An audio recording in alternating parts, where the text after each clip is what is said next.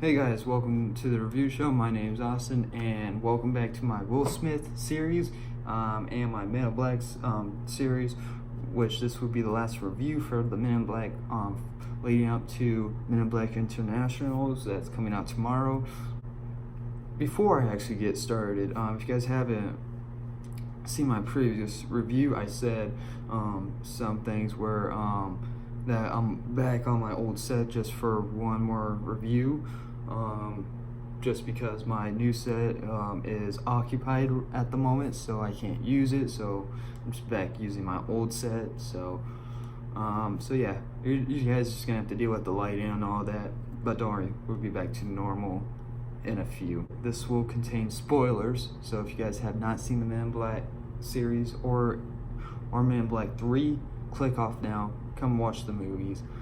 Honestly, I would love you guys if you go out and buy these movies. Just buy the first one and the third one. Skip the second one. No one cares about that one. So yeah, just go out and buy these and then come back and watch. So the very opening scene, we get shown to a prison where Boris the Animal, that is basically probably the second best villain in this franchise.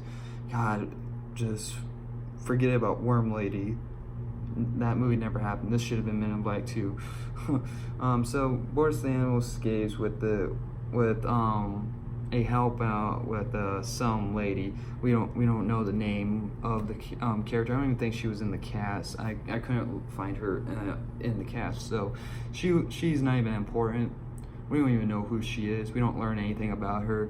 She was just basically a plot device to get Boris the Animal out. And so, yeah, that's the last time we see her, because she gets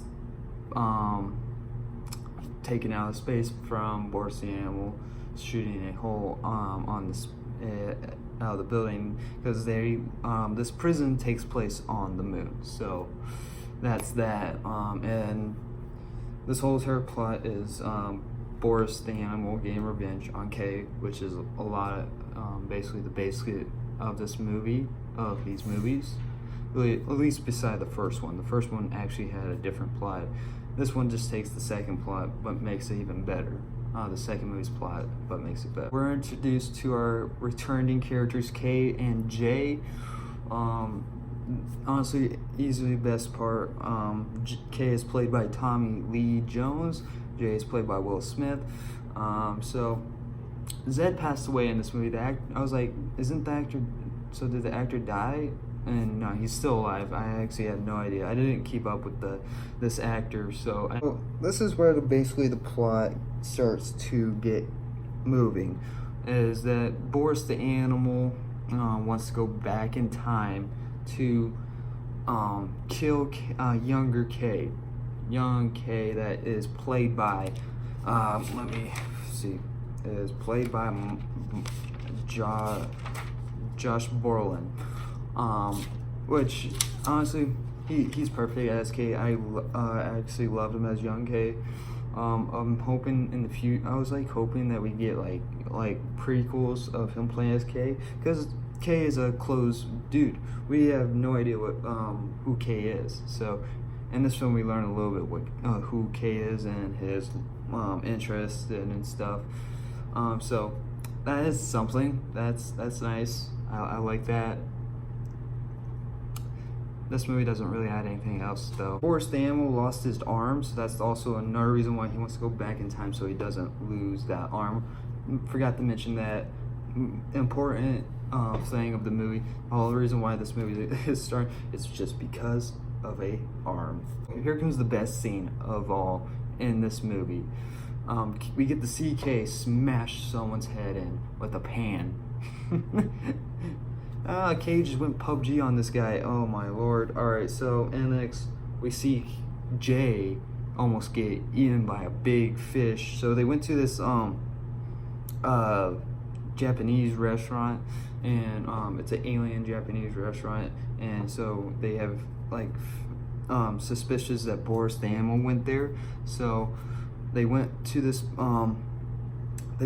Japanese restaurant and they started to do some searching, and they realized that Boris the Animal was there, so the people turned on him.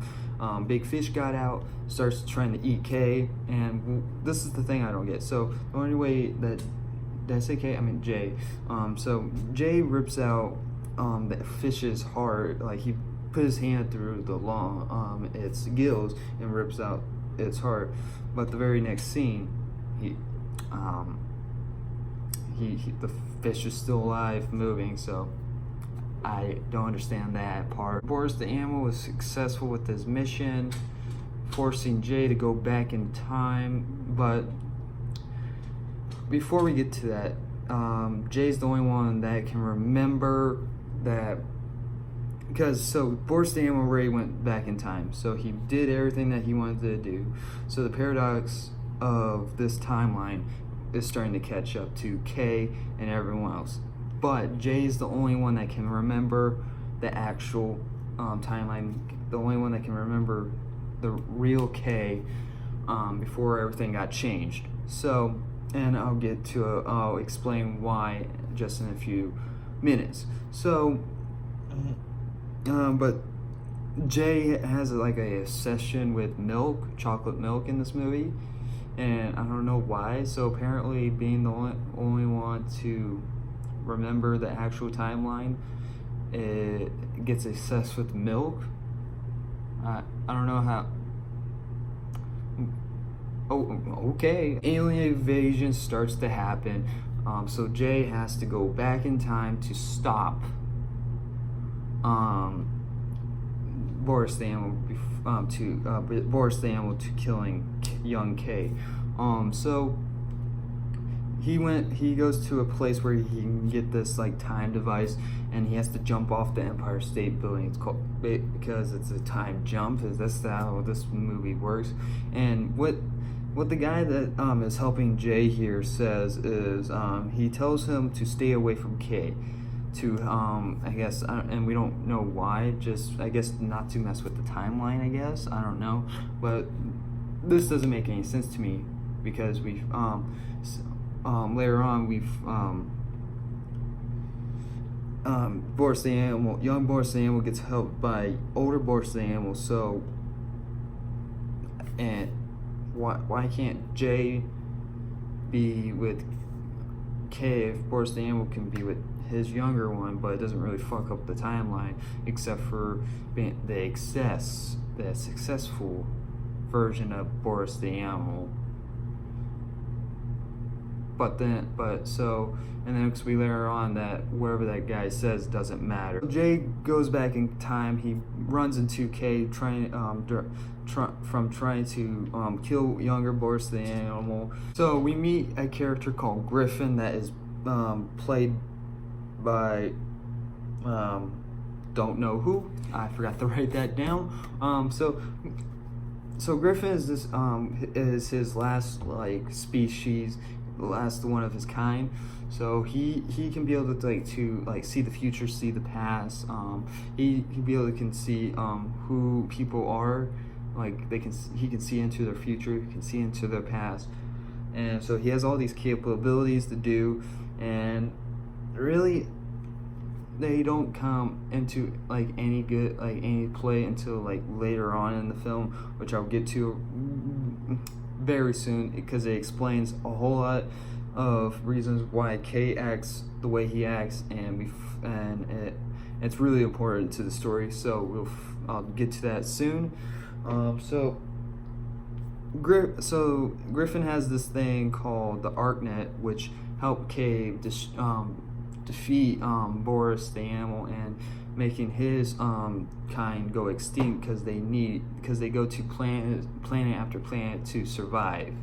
So they go to planets to destroy them so they can be able to survive. Basically, they find Griffin again, because Griffin gets attacked by Boris, but he gets away, so they had to go re-find him. And so they get the but before they be able to get the ArcNet, he gets kidnapped by Boris the animal. They go through this whole entire big chase, so then Boris fails in that part. Everyone gets away. Griffin, Jay, Will Smith get away from Boris the animal. So then older Boris shows up, and they decide to team up to defeat K. The next scene, we find out that they have to go to K Canaveral, the moon launch that happens in 1969. This is where it's all taking place, is in the year 1969. This is what I really like about the Men in Black movies, that they implement actual time events in these movies, and they use them in some way, which I really like. And they're using the moon launch when the first man steps on the moon, which I really like, and I applaud the people behind this, and use the past events in our actual history to make a movie, which I really like. And it's a time travel movie, so of course it's going to use those stuff. This is where that confuses me the most. So at the beginning, we have this guy telling him to stay away from K, because then I guess bad things will happen, I don't know. But so, and then we have Griffin here telling him that K won't remember J. So K would have no idea that J came back in time to save him.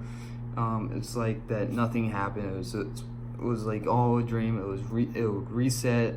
So it's like, so why tell us at the beginning of this movie to stay away from K, and have J lie throughout the whole entire movie? So it just doesn't make sense to me why you would keep that away from K, and why would you? No, because the guy at the beginning was a time traveler, so he should have known stuff. So it doesn't make any sense. So apparently everything will change when K does, when he shoots off the arm, when he sets the ArcNet into space to create the shield around the Earth.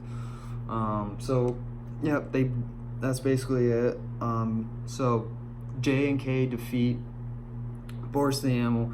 The older Boris gets burned to death in the exhaust area where the fire, like the engine's fire goes through when they take off. Younger Boris gets shot by K in this time, because this time he doesn't take him to prison. And the very next scene is what comes to the most important thing of this film. So at the beginning of this film, so there's this soldier, there's this like general dude, these guys, and this taking place at Canaveral. So earlier, Griffin puts his hand on this general soldier, and he shows him, I guess, something to let J and K off the leash so they can do their thing with the ArcNet and the moon launch and all that. So they do that, and so this scene, we see the general get blasted with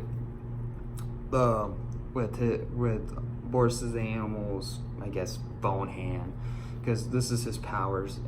This time we don't have fingers, we have bone hands. So he can shoot up, his hand can basically crawl, like, and it's like a spider, and just shoots out like bones, and it can regrow those bones. That's really gross. And this is before the younger one gets shot, so he dies from, and I don't even know how people die instantly, but he dies, and we find out the general was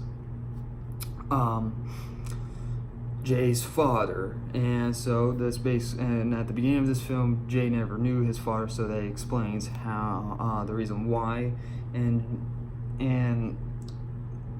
I can't remember if I mentioned, but Jay was apparently there at the event where Kate was died, or like did everything. So, and this is what changed Kate, is because he saw a father die, basically his father died in front of his son, but doesn't know it because K flashes younger kid J, so he doesn't remember anything. So he doesn't know anything about his father, and so this basically it sets up the whole entire universe, with K knowing J and all of that, and the reason why he got hired. Because yeah, I'm sorry if this review was more boring. I'm really tired, but I really do need to get this up, and I do have people home, so I'm more focused and trying to get things done, so I don't have people coming in and out here and disturbing me while I'm trying to do this. So yeah, mostly when I do reviews, I have no one home, so then that means I'm more free worthy, and I take more of my time. But now with people home, it makes me feel anxious, so I'm afraid that someone's gonna come out while I'm doing this, and that just makes me sit here and wait until they go back in, and I have to edit all that out. So but anyway, that was the Men in Black series. I can't wait to see Men in Black Internationals.